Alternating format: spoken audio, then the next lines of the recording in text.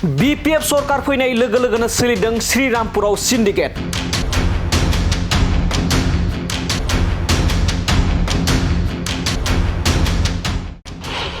बा बोसोरनि उनाव फिन सोलिफिनदों श्रीरामपुराव गिदिर सिन्डिकेट।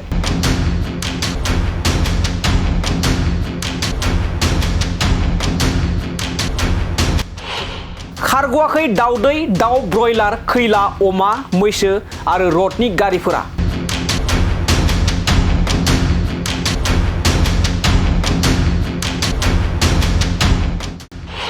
लांदों थफ्लायै थफ्ला रां, ट्राक, डाम्पार बायदि बायदि गारिनिफ्राय रां। बे अजदखौ होदों एबसुनि आफादगिरि दिपेन बर' बिथाङा आरो बुंदों थांनाय 5 बोसोरनि उनाव नैबे 1 एबा 1 खावसे दाननि उनाव फिन श्रीरामपुराव सिन्डिकेट सोलिदों होनना जोंनिसिम अजद फैदों। जेरैखि जाया आसाम सरकारा बे सोलिनाय सिन्डिकेटखौ होबथानो थाखाय राहा लानांगौ। जों नुनो मोनदों बे 1 एबा 1 खावसे दाननि गेजेरावनो दाउदै, दाउ, नानि दामफोरा गोबां बांदों। हरखाबै बे रां बांनायनि आसिया बेखौनो दिन्थियो श्रीरामपुराव गिदिर सिन्डिकेट सोलिमारदों। जेरैखि जाया आसाम सरकारा बे सोलिनाय सिन्डिकेटखौ होबथानो नांगौ आरो नायबिजिरना राहा लानांगौनि दाबी। আমি বিভিন্ন বা বাতৰি বা সংবাদ মাধ্যমৰ যোগেদি যেহেতু শ্ৰীৰামপুৰটো মানে ইণ্টাৰষ্টেট মানে বৰ্ডাৰ আৰু ইয়াত অসমৰ এটা চেকপোষ্ট আছে, তো এই শ্ৰীৰামপুৰ গেটত বা ছাগলীয়া গেটত 2টা গেট, তো উত্তৰ পূৰ্বাঞ্চলৰ দুৱাৰমুখ এই গেটত সিন্ডিকেট হোৱা বুলি আমি নিউজ মিডিয়া বা বিভিন্ন মানুহৰ পৰা তেনেকুৱা অভিযোগ আমি পাইছোঁ, আমি নিজেও দেখিছোঁ। তো ইয়াৰ কাৰণে আমাৰ স্পষ্ট কথা যে মূল্যবৃদ্ধি জুৰুলা হোৱা এই পৰিৱেশটো চাই পেলাই অসমখনক মূল্যবৃদ্ধিৰ পৰা যাতে আমি বচাব পাৰোঁ আৰু চৰকাৰখনে মূল্যবৃদ্ধিত ৰোধ কৰাৰ কাৰণে দায়বদ্ধ। তো ইয়াৰ কাৰণে অসম চৰকাৰে বিশেষ এটা ব্যৱস্থা ল'ব লাগে। তাত যদি অবৈধ সিন্ডিকেট চলিছে, অবৈধভাৱে তাত যদি সিন্ডিকেটৰ নামত কোনোবা যদি দালাল ৰাজ সিন্ডিকেট ৰাজ চলাই আছে, ৰাজ্য চৰকাৰে আৰু চৰকাৰখনে ইয়াৰ বিহিত ব্যৱস্থা ল'ব লাগে। কাৰণ যোৱাটো সময়ত এইটো আমি শুনা নাছিল, এতিয়া এই 1-1.5 মাহতে আমি সিন্ডিকেটৰ কথা দিনে নিশাই আমি শুনি আছোঁ, মানুহবিলাকে অভিযোগ দি আছে, সংবাদ মাধ্যমত দেখি আছোঁ। তো সিন্ডিকেট ৰোধ কৰাৰ কাৰণে ৰাজ্য চৰকাৰে ব্যৱস্থা ল'ব লাগে। কোনো সিন্ডিকেটৰ কাৰণে কোনো মূল্যবৃদ্ধি কণীয়ে হওক, কুকুৰাই হওক, গাহৰিয়ে হওক, যিয়ে হওক, এই সিন্ডিকেটটো যাতে মাছৰ ক্ষেত্ৰত, কণীৰ ক্ষেত্ৰত কোনো কাৰণত যাতে নহয়। আৰু কণীৰ দাম বাঢ়িছে, আমি নিজে কিনি খাওঁ। তো ইয়াৰ কাৰণে এই কথাটোলৈ মানুহৰ সকলোৰে এটা অভিযোগ সেইপিনে আঙুলিয়াইছে।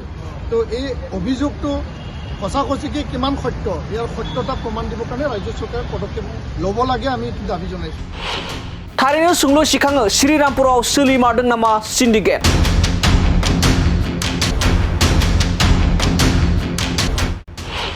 रायजोआव 1-2 दाननिफ्रायनो सोलिदों बेसेन बांनायनि हारा। जेराव सा सानजा भारतनि हाबफैग्रा गेट बुङोब्ला श्रीरामपुर। बे श्रीरामपुराव सोलिनाय गिख्रंथाव सिन्डिकेटनि जोहै बेसेन बांनायनि अजद सिखांनायखौ बे समाव गोबां नुनो मोननाय जादों। बेराफारसे बे बाथ्राखौ अजद होनायखौ नुनो मोनदों बिथां कंग्रेसनि MLA राशिद आलमा। बिथाङा बुंदों एरै, सिन्डिकेटआ श्रीरामपुराव आरो बक्सिहाटआव जायो।